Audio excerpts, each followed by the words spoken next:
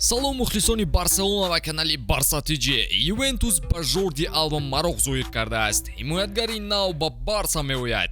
Натиҷаи хуби Тер Штеген дар Ла Лига. Ал Наср дари Барселонаро куфтан мехоҳад. Ферран Торрес то 12 бозӣ ба ҳайат шомил намешавад. Ин ва дигар хабарҳои дастаи Барселонаро имрӯз дар навори худ ба шумо мегӯем. аз шумо чун ҳар вақта лайк ва дар канал обуна шудан, аз мо бошад наворҳои ҷолиб омода сохтан. Барои ачишта наворро то охир тамошо кунед. дӯстон, бошгоҳи дӯстдоштаи мо дар марҳилаи ниманиҳоии суперҷоми Испания дар сафар бо Бетис рӯзи 12 январ рақобат мекунад. Барои ба мақсад расидан, яъне ба финал баромадану ба даст овардани ҷом, каталониҳоро мебояд ҳатман ғалаба ба даст оранд. Тамошои ин ва дигар рақобатҳои футболиро бо хизматрасониҳои ширкати 1x ҷолибтар гардонед. Дар 1x регистратсияи осон ва пардохт аз тамоми гӯшаи канори дунё, вале муҳимтар аз он бонус то $100 бо промокоди Барса ТЖ. Силкаи бозӣ дар комментария. Ба ҳама муваффақият. имрӯзҳо бозиҳои дилхоҳ чемпионати аврупоӣ ҷолибу диданӣ рафта истодааст, вале диққат ба дастаи каталонӣ бештар равона шудааст. Медонед чаро? Албатта ки барои ҳунари зебои Тер Штеген. Дарвозабони олмонии Барселона то ба имрӯз аллакай 12 бозӣ бидуни голсардиҳӣ гузаронидааст.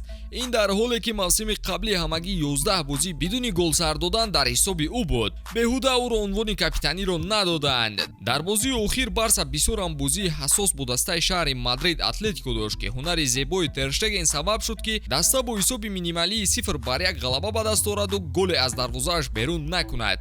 чизе ки нагӯянд сифати моли олмонӣ аз мошинҳояш маълум аст. Ин Куртуа нест ку ҳамин хел не?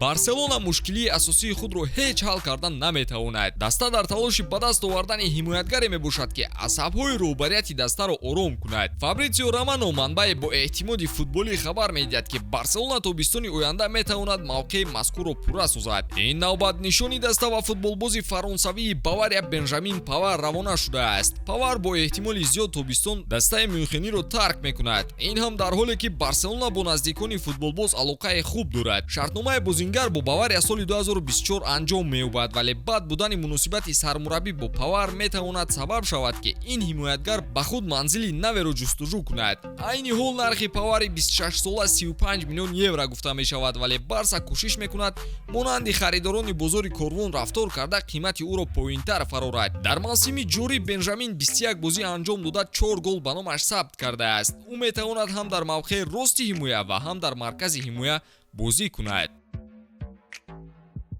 ин шайхҳои араб дигар чизе наёфтанд ки ҳама пулҳои худро ба футбол сарф карда истоданд. Ал-Наср бо пешниҳоди маоше ки касе дар шаби хобаш ҳам намедид, Роналдуро ба даста ҷалб кард. Акнун гапгап аст ки даста мехоҳад боз дигар мавқеҳои ҳаяташро қавитар гардонад ва диққат ба нимҳимоятгари Барселона Бускетс равона шудааст. Бускетс мехост ҳамин январ тарки даста намояд, вале суханҳои хави ӯро қонеъ кард ки ҳадди ақал то тобистон дар даста монад. Хабарҳо буданд ки Бускетс ба он тарафи уқёнус ба дастаҳои MLS гузариш мекунад. Ба ҷуз Ал-Наср дигар дастаҳо низ ба Бускетс пешниҳодҳо доранд, зеро шартномаи футболбоз бо Барселона тобистон ба охир мерасад.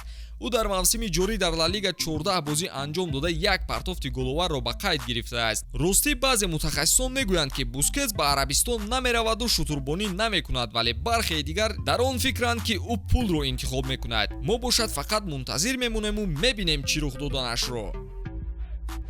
мухлисони азиз, канали мо дар Telegram ва ҳамчунин Instagram низ фаъолият дорад. Лутфан ба силкаи дар описания буда дар омада обуна шавед ва сари вақт аз рӯйдодҳои муҳим огаҳӣ пайдо кунед. қаблан барои дастгириятон сипосгузорем. дастаи шаҳри Турин Ювентус дидаю дониста ки Алба тарки даста кардан намехоҳад пешниҳоди беҳтар аз ҷиҳати молиявӣ ба ин футболбоз дорад.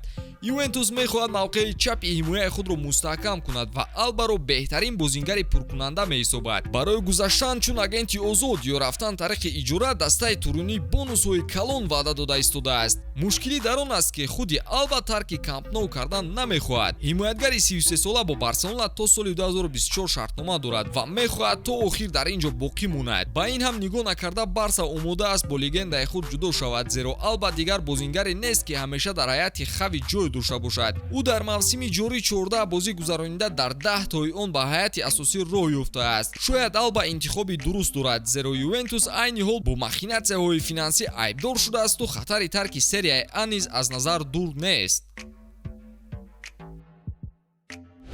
ду герои асосии бозии Атлетико Барселона Савич ва Ферран Торрес метавонанд ҷазои сахте аз Ла Лига гиранд. Онҳоро хатари дур шудан аз майдон то ба 12 бозӣ таҳдид мекунад. Ёдовар мешавем ки дар дақиқаи 92-юми бозӣ муноқиша байни Ферран Торрес ва Савич ба морибои омехта табдил ёфту. Довар Хосе Мануэра Монтера ҳардуи онҳоро аз майдон берун сохт. ҳолати мазкур аз ҷониби Федератсияи футболи шоигарии Испания дида баррасӣ мегардад. Агар ҳолати мазкур ҳамчун агрессия баҳо дода шавад, пас бозингарон аз 4 то 12 бозӣ маҳрум мешаванд. Агар муноқиша ҳамчун ҳолати футболӣ баҳо дода шавад, пас ҷазо на зиёда аз 3 бозиро ташкил хоҳад дод. Ин омадани Торрес ба дастаи Барселона ба ҷуз аз дарди сар дигар чизе надод ку.